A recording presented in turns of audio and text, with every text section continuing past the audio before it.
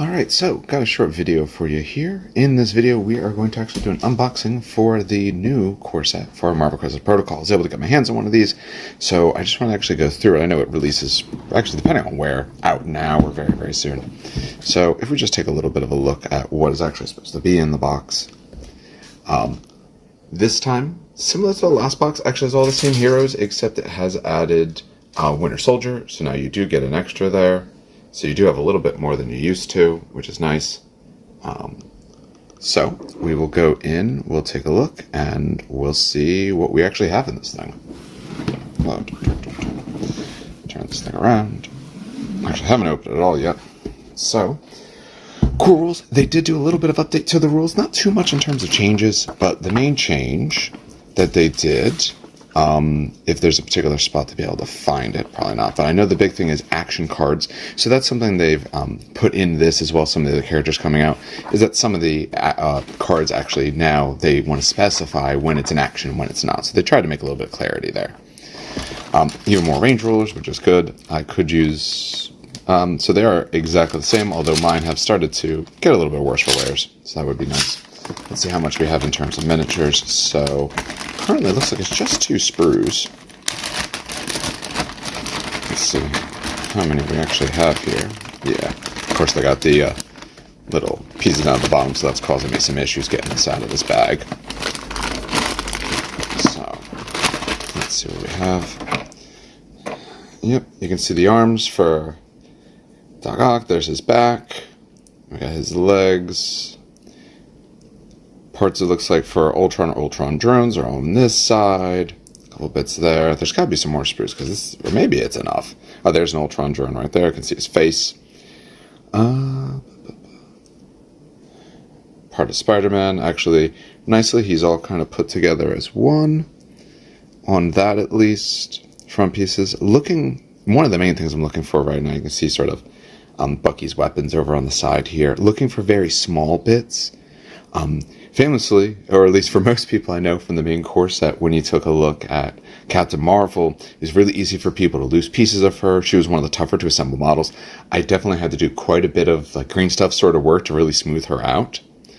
But I'm not seeing anything too small here. I mean the hands, but that's not so bad overall with the way they put those hands.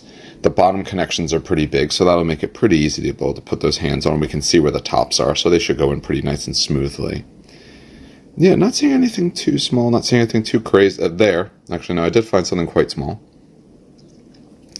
That looks to be Spider-Man's hand because it looks like it's down like this. So that looks quite small. Other than that, looks pretty good. Let's see what's underneath this thing. Alright, more dice. I don't know what the yellow cube is for. The yellow cube, oh, okay, that's probably for actually marking your rounds and all. So they actually wanted to give you a round marker, and for the trackers probably on there for the number of points would be my guess. Otherwise, dice look exactly the same. We have all of our cards with sideways, all of our new characters. So for anyone who doesn't know, the character cards now in this are actually going to be different. You can find all of these if you look at the different on their website or different apps and all. There's various apps for this game, but all the cards are out there. So every character is actually different. The models look different, but the characters are different as well. We can see they've changed up a little bit of the look and the style of they feel that they did the art. It's a little bit more comic to me in this one. So okay, so they have normal form, binary form, so they give you double cards where you need any of those. So we do have that extra character in there now, so quite a few things in there. I'll be going through and probably doing some review of them once I actually get some games in. The plan is to do that this week. This box has some minions. So we have cards for the minions, or grunts I should say, not minions. The technical term is grunts, so we have Ultron's drones. That's the only one there. So we do have the cards now for these. We know these are the same ones that they had before, although now we do see they put at the bottom of the card, they do put the deployment, which I think is really great, so that we don't have to have separate pieces for that. So it's actually really nicely well done. It is, as far as I can tell, about the same set of 3 of each that was actually in the main box. Updated, of course, they're updated to the new versions of everything. What happens a lot of times in new versions, like you see here, is that the objectives are closer together or stacked a little bit more. So they tend to have either maybe a little bit more. If you remember from the past, this one was a little bit more spread out, so they're a lot closer to the center. Goal of that is to get people interacting more often. Whole set of our cards. There definitely is some differences, so things like dig in, Baron. So they are giving you differences, which is nice. Depending on the card, depends on how it's actually worded, if the old characters can use it as well. So when we take a look at this one, it's an allied Otto Octavius. So long as they both have that name listed on there somewhere, you can absolutely use them. So we got our whole set. We got a new patch up, which is nice. Art, obviously, is always on the other side. I have to say, I don't look at the art quite as much. I do like it. I do think the art is really, really great. But normally I have them up face in front of me, and then at some point start flipping them slowly, or sometimes not at all, depending on if I chose cards well. Not always a thing that I've done. Some bags, that's great. I have other ways to hold all this stuff. Okay. So for the tracker, this is why they gave us those cubes. When you look at the tracker, it's actually recessed. So you can actually just sit these cubes in there then for all of this. So, yep. We have our round tracker, and then we have the 2 spots for the points, which we can use. So they'll both fit into wherever you have, and then you can track your points like that. I do like that. I haven't had too much of a problem in this game with them slipping, but that absolutely is a thing that can happen. Any time when you can turn something, it doesn't immediately shift is a lot better. There definitely has been times when I accidentally moved towards it, especially in other board games, where I've had that issue. So I'm absolutely loving that. Got a brand new tracker. Going to be using that. Update on all the tokens. All the tokens have been improved in their general look. So if we take a look at all the tokens, actually some of them, I mean, obviously, okay, the check marks, some of them I know what they are, but some I'd actually have to even take a look at. I'm not sure what they're doing the scales for. We can see for the objective points themselves, for, poison, all your different conditions that you have, but some of them I'm not sure. I'll have to say, okay, there's all the damage. They changed the way the damage symbol looks. They changed the way that the energy symbol looks. I do like those changes overall, but that one particular symbol, yeah, I don't know. My guess, does the rule book have a nice chart of that? Has a chart of all the icons, which is good. But does it have a chart related to this? I wonder if it does. And if it doesn't, actually, one picture I just want to show. That's pretty good. I like that. Give me more Thors. Give me various types of Thors. As Beta Ray Bill is sitting over there on my painting table. All right, let's see what's in the next bit. It should be all the terrain. Yep. So I guess all the character do fit in those too.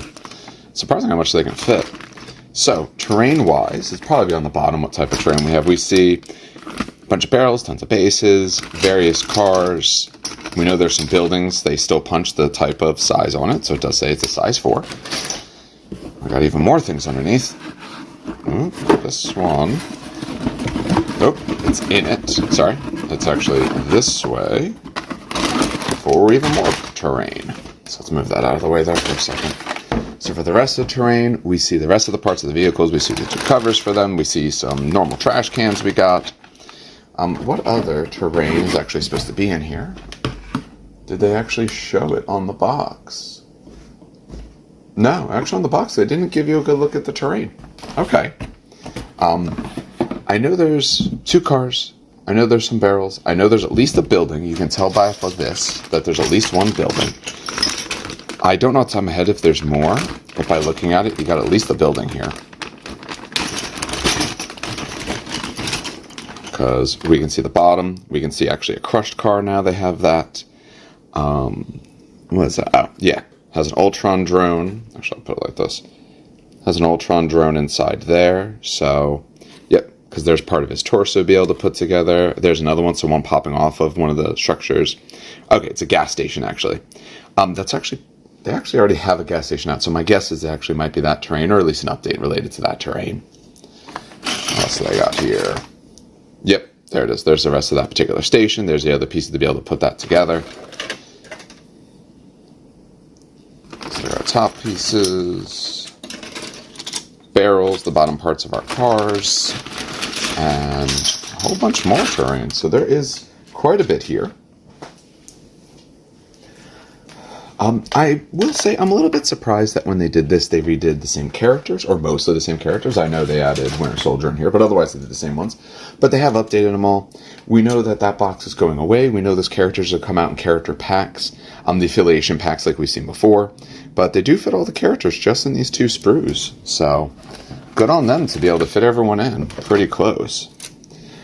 Goal is to be working on all of this week. I want all these guys assembled, start using them, and start getting them painted up probably end of this week or maybe next week. I have to see exactly what I have going on. But as soon as I start having some paint on some things, I want to start throwing them up. And once we can try out some of these guys, I want to be able to talk about what we see. Hopefully be able to get a couple battle reports in with it fairly soon as well. But so that is the contents of this box. Hopefully, if you are invested in MCP, or if you want to get invested in MCP, pick it up. It does have quite a bit in it. I really do like what they've done. Price-wise, is actually still pretty good. Remember, this game, you start with 10 characters, so this is a nice full legal list. Got plenty of cards, got everything that you need. So you can play it right out of the box. And if you're teaching the game with someone, there's enough in here for 2 people to each run your 4 to 5 man squad, depending on points, of course. Be able to run enough of a squad so that way you can actually play the game and learn it. When I teach the game, every time I teach the game, I just take the starter box. That's all I've ever done. Sometimes, if I know someone really loves a certain character and my other part of my collection as it went on, I would ask them to pick a model and then I kind of build around it. But otherwise, I always usually just took, good guys, bad guys of whatever the amount of points were that equaled it out and just do it that way. I've had a lot of success being able to run it in that sort of fashion. So if you're looking to start this game or teach someone this game, I think that's a great way to do it. The balance isn't always perfect, but it's usually close enough, and oftentimes the characters are somewhat simple enough that you can get through. As we always, in this game, the complication is the amount of things on your characters. But taking a look, you have grunts, but that at least lets some people learn what those work like. You have your base leaderships. Neither of them are probably too crazy. So, like I said, related to spending power, you can change results, so nothing too complicated there. Much like in the base one, where he just makes things cheaper, so now instead you get a little bit of that. What you get now, as long as it's not a non-grunt as part of an attack roll, it may treat 1 failure as a crit, and if it does, the attacking character loses a power. If it does not lose power, it suffers a wound instead. So you get more consistency. Unlike normally, normal Red Skull means you get power when I hurt you. This means I get more consistency. I get better things. However, I have to either lose power or start taking damage from it. And it may treat it, so you can always choose not to. So that's a bit about this box. Comments below, please let us know what you think. What do you like about it? What don't you? Are you interested to pick this up? And is this a game that, if you weren't in before, do you plan on doing now? Well, as always, have some good hobbying and some great gaming.